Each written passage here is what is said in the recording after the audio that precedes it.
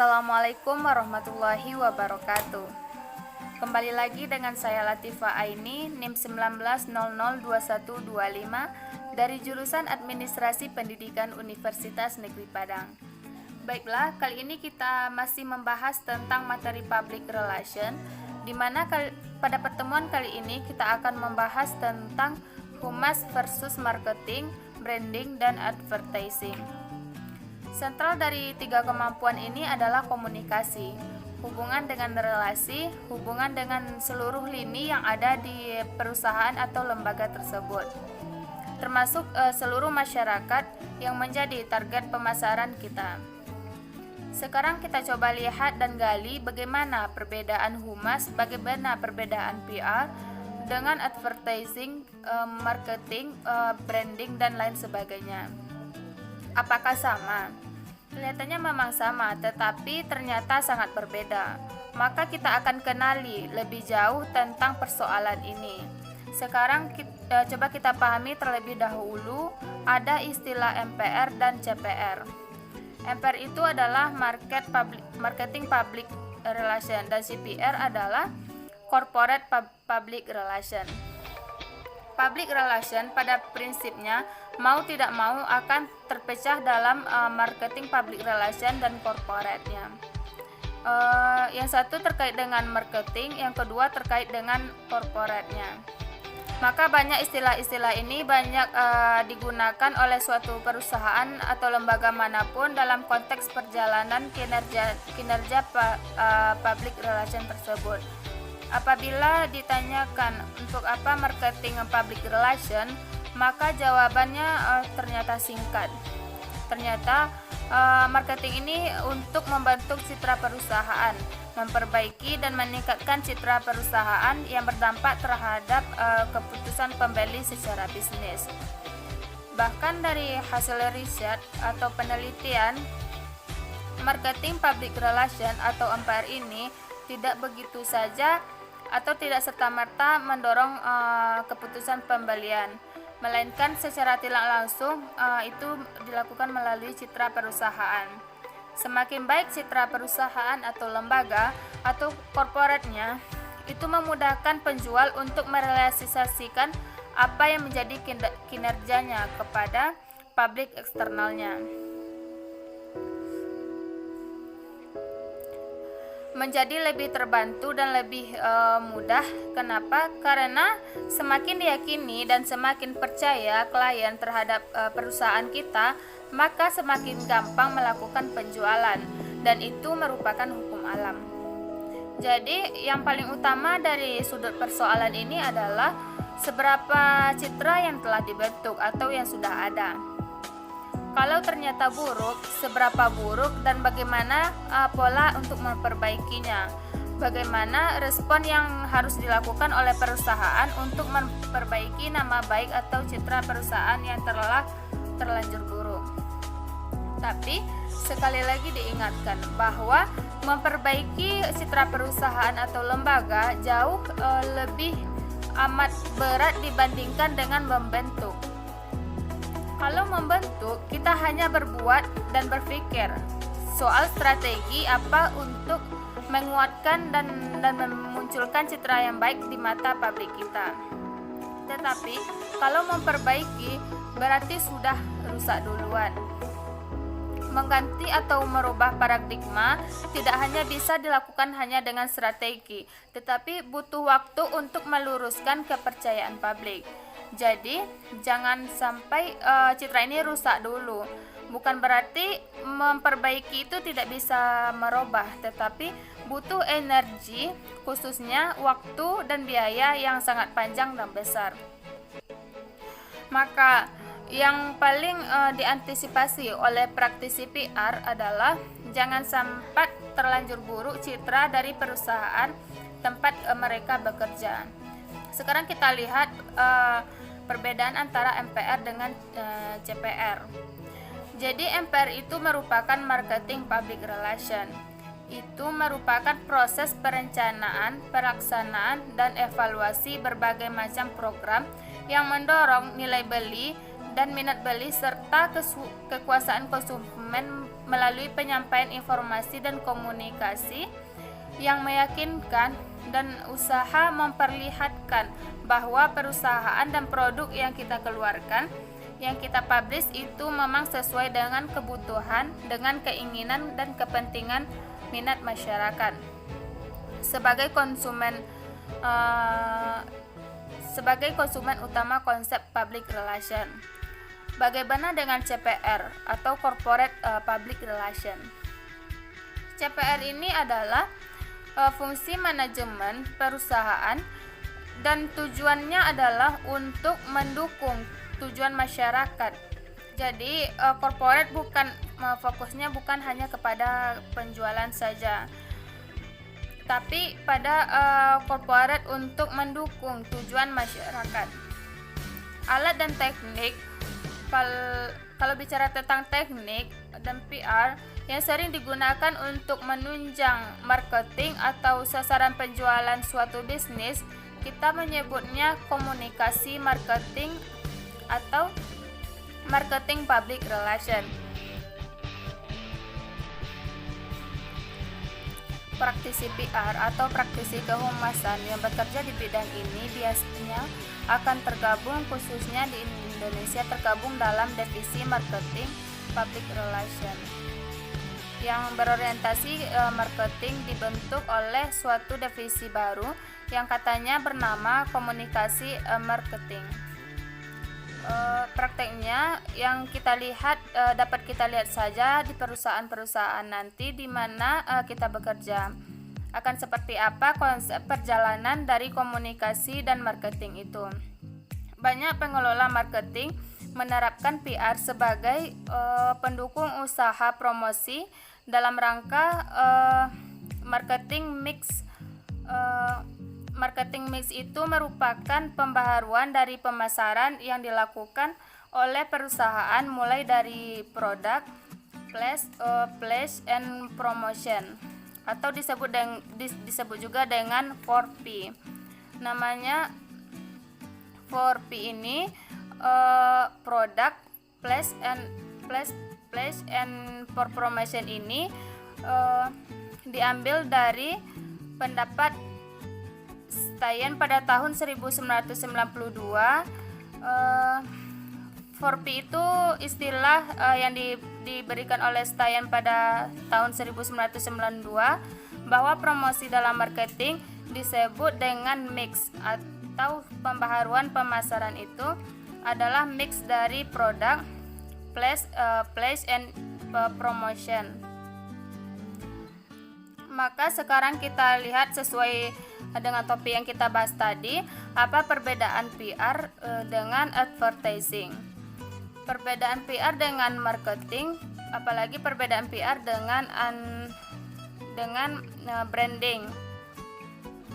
PR yang merupakan promosi penjualan publik, meskipun istilahnya kadang-kadang sama dan praktiknya kadang-kadang mirip, tapi fokus utamanya ternyata berbeda. Yang pertama, perbedaan antara PR dengan advertising. PR peranannya lebih banyak ke bidang pemberian informasi, mendidik, menciptakan pengertian yang sama, pemahaman yang sama melalui pengetahuan. Jadi pemahaman dari semua publik atau masyarakat terhadap apa yang ingin kita sampaikan tadi. Jadi fokus utamanya lebih banyak pada pemberian informasi, mendidik, menciptakan pengertian dari pengetahuan. Sedangkan advertising ini kaitannya dengan iklan. Periklanan lebih menekankan pada selling message dengan menggunakan keterampilan yang kreatif. Biasanya mereka menggunakan keterampilan yang kreatif biasa menggunakan copywriting, layout, tipografik, barangkali juga memanfaatkan script writing dan pembuatan film. Jadi memang tujuannya adalah iklan, menjual kebenarannya. Kadang-kadang tidak seperti pembastisnya iklan ketika dikaitkan dengan produk yang dihasilkan. Tetapi beda dengan PR. Kalau PR, mereka memberikan pengertian, pemahaman, informasi yang mendidik. Berarti real, mereka tidak akan menjual janji saja, tetapi memberikan kondisi yang sebenarnya. Karena yang diciptakan adalah saling pengertian. Melalui wawasan dan pengetahuan, hubungan utama PR dan periklanan ada karena kegiatan periklanan akan lebih menghasilkan. Hubungan utama PR dengan periklanan karena ada pengetahuan kegiatan yang lebih berhasil dalam kegiatan PR yang diadakan. Jadi keberhasilan iklan itu sangat diberuntungkan dan keberhasilan PR dalam menyampaikan atau mendidik masyarakat terhadap produk yang akan diiklankan. Tapi kalau belum, mereka membutuhkan waktu yang panjang untuk klien memahami maksud dari iklan yang kita tayangkan atau yang akan kita sampaikan. Bagaimana pula perbedaan dengan marketing? Marketing adalah suatu rangkaian kegiatan yang mengatur arus barang atau arus jasa dari produsen ke konsumen. Jadi arusnya yang menjadi rangkaian kegiatan arus barang atau jasa dari produsen ke konsumen. Dalam hal ini, tugas dan tanggung jawab dari periklanan juga mengkomunikasikan segenap konsep dan gagasan dari objek yang dipasarkan. Jadi, memang berat tugas dan tanggung jawab PR dan periklanan karena mengkomunikasikan segenap konsep dan gagasan dalam objek yang dipasarkan, yang pada akhirnya apa yang di benak khalayak atau sasaran yang tertanam merupakan benih motivasi untuk benih membeli atas apa yang kita promosikan. Jadi tetap fokus utamanya, tetap ke kinerjanya marketing baru akan bisa, karena marketing kerjanya lebih mengatur arus barang atau jasa dari produsen ke konsumen. Nggak mungkin harus ini akan berjalan enak sebagaimana harapan kita sebagai PR. Tidak bekerja kalau citra dari suatu lembaga itu belum terbentuk. Klien akan berpikir dua kali untuk mendapatkan motivasi dari apa yang kita promosikan, sehingga marketing dan advertising menjadi tidak bermanfaat ketika PR belum berfungsi dengan baik. Usaha pemasaran yang didukung oleh kegiatan PR dan periklanan tidak terbatas pada pemasaran dan jasa komersial, melainkan untuk mempromosikan, menciptakan, dan tercapainya tujuan-tujuan sosial ekonomi dan sosial budaya yang dikenal dengan social marketing. Sekarang kita lihat perbedaan antara PR dengan publicity. Publicity adalah suatu tugas dari divisi yang berupa kegiatan yang menciptakan kepada masyarakat, kepada klien, atau kepada publik eksternal yang menjadi target market kita tentang produksi perusahaan. Jadi publisitas merupakan suatu kegiatan yang sebenarnya bisa dikontrol dan hasilnya bisa baik atau tidak baik, bisa bermanfaat atau tidak bermanfaat. Jadi memang dituntut profesional dan kejelian, dan ini ada kaitannya dengan PR atau keberhasilan PR. Jadi fokus utama perusahaan adalah keberhasilan PR terlebih dahulu. Citra lembaga juga terbentuk dulu. Pemahaman masyarakat atau publik atau calon klien terhadap produk atau jasa kita hasilkan itu sudah set dulu di pemikiran mereka. Baru publisitas akan mampu bekerja dengan seharusnya. Publisitas biasanya menghasilkan suatu citra, dan ini sangat berhubungan dengan informasi yang diperoleh dari publik. Publisitas biasanya dilakukan melalui hubungan baik dengan pihak pers, sementara kinerja yang akan menjadikan hubungan dengan pers ini adalah pekerjaan PR. Nah, lagi-lagi yang dipertanyakan seberapa jauh PR ini memberikan peran yang luar biasa sebagaimana tingkat keberhasilannya dari pekerjaannya. Baru kondisi yang lain ini bisa diterapkan, baru publicity ini berhasil. Sehingga pada akhirnya bisa membedakan mana yang marketing, mana yang public relation, mana yang advertising, dan mana yang branding. Jadi kesimpulannya adalah ketika kita berpijak pada public relation, maka di dalamnya ada branding, ada marketing, ada advertising. Tetapi di dalam marketing hanya terdapat satu pekerjaan, dalam branding juga terdapat satu pekerjaan. Mereka secara parsial terjadi. Kalau dalam konteks public relation, tiga hal ini adalah ada dalam kendalian pekerjaan public relation tersebut. Analoginya seperti ini. Misal sebagai laki-laki yang suka terhadap satu wanita, kita ingin, contohnya saya ingin menjual diri atau menjual kebaikan saya supaya calon wanita yang kita inginkan itu suka dengan saya. Maka supaya wanita itu suka dengan saya, maka otomatis saya harus mempromosikan diri.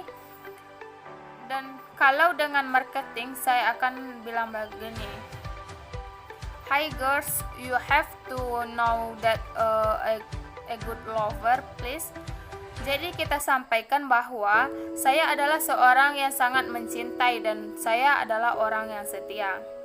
Dan dia harus mengerti bahwa saya pantas untuk diperjuangkan.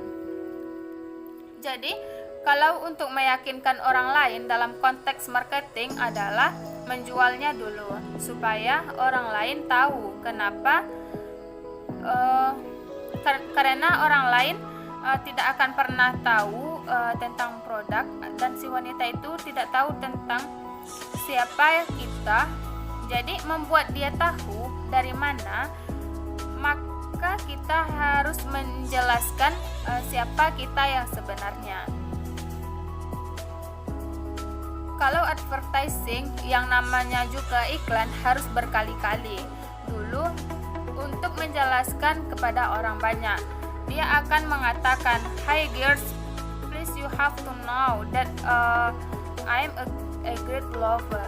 I'm a great lover. I'm a great lover." Secara berulang kali dia mengatakan I'm a great lover sampai dia terbranding dengan sendirinya. Maka dalam konteks branding akan muncul si laki-laki juga. Saya akan berbicara kepada wanita tadi, "Hi girls." Karena advertising wanita yang sudah berjalan, maka tanpa menjelaskan lagi si wanita akan berbicara dan menjawab branding laki-laki tadi, "I understand that you a great lover." Maka perlu waktu panjang untuk membentuk advertising sehingga wanita ini bilang, "I know that you a good lover." Tetapi berbeda dengan PR, public relation ini, kalau marketing kerjanya itu menjual diri dulu agar diketahui apa yang sebenarnya belum diketahui. Jadi orang lain tidak akan tahu produk kita kalau kita tidak menjualnya. Dia tidak akan mengerti kualitas barang atau produk kita jika tidak dijelaskan. Kalau dalam konsep advertising, dia meski berulang kali dan butuh waktu yang panjang sampai orang lain paham, seperti iklan di televisi atau iklan yang disampaikan di radio. Butuh sekali, 2 kali, bahkan 3 kali, bahkan energi yang lebih panjang untuk bisa memahami ini produk apa, sampai butuh waktu yang panjang untuk terbranding dengan sendirinya. Kalau branding sudah tercipta, maka masyarakat akan tahu, tapi hanya sebatas tahu. Yes, I know. Sesuai jawaban si perempuan tadi. Jadi apa? Yang paling luar biasa adalah kemampuan dari PR. Semua yang jadi itu marketing ada di dalamnya. Dia juga berfungsi sebagai advertising dan juga memainkan peran branding. Maka yang memiliki itu untuk PR selaki-laki, saya tidak perlu menjelaskan hebatnya saya sebagai orang yang setia, sebagai pecinta yang luar biasa. Saya juga tidak perlu mengiklankan diri untuk setiap saat bilang ke wanita tadi bahwa saya adalah a good lover. Tetapi ketika dia bilang, so what, I know you are a good lover. Tapi dalam public relation, sebagai praktisi public relation, yang menjelaskan itu bukan kita, tapi orang lain. Misalnya, si wanita A ada teman si wanita B. Wanita B ini bilang ke wanita A, hey, please choose me. Maka wanita B itu akan berbicara tentang kehebatan laki-laki ini. Karena kita memang telah dipublish dengan publish sebagai orang yang hebat, pecinta yang baik, orang yang setia, maka yang menjelas itu adalah orang lain. Dia akan berbicara, towards me, he is a good lover, sehingga si wanita A tadi akan jauh lebih yakin, lebih paham, dan percaya kalau orang lain yang menjelaskan. Jadi nggak perlu kita yang menjelaskan, menjual diri, karena ketiga hal ini sudah terikat secara tidak langsung dalam kegiatan public relation. Jadi kemampuan praktisi PR melekat kemampuan marketing, advertising, dan branding di dalamnya. Sehingga menjual produk kadang tidak perlu kita, tetapi orang lain yang menjelaskannya. Maka menjadi seorang praktisi PR memiliki tanggung jawab moral yang luar biasa, tanggung jawab dan energi yang tinggi, serta kemampuan yang dituntut di dalamnya tidak sedikit. Karena kemampuan advertising, kemampuan marketing, dan kemampuan branding terikat dalam satu kesatuan yang utuh sebagai seorang praktisi public relation atau kehumasan. Yang jelas adalah sebagai state of being. Jadi seorang PR itu adalah sebagai seorang state of being. Sebagai state of being ini, public relation itu adalah perwujudan kegiatan komunikasi yang dilambangkan atau dilembagakan ke dalam bentuk biro yang didivisi atau diseksi dalam sistem manajemen public relation yang mempunyai pimpinan. Tapi berbeda sedikit dengan di luar public relation. Praktisi public relation berada sedikit setengah level di bawah pengambil kebijakan. Jadi, sedikit perbedaan dengan pimpinan perusahaan atau lembaga di luar sana. Karena public relation hanya berada di satu atau setengah level di bawah pengambil kebijakan. Mereka akan sangat dihargai karena nyawa perusahaan lembaga terletak pada citra. Citra itu merupakan kendali kerja yang menjadi tujuan utama dari pekerjaan public relation. Mulai dari membentuk, menjaga, mengembangkan, dan mempertahankan, bahkan memperbaiki citra yang kadang-kadang terlanjur buruk. Dan itu bukan pekerjaan yang mudah. Bahkan fakta dan data yang setiap kebijakan pimpinan dari pengambil kebijakan, fakta-fakta itu dikumpulkan dari lapangan melalui tangan praktisi public relation. Nah, mungkin hanya itu materi yang dapat saya sampaikan. Mohon maaf atas segala kekurangannya. Assalamualaikum warahmatullahi wabarakatuh.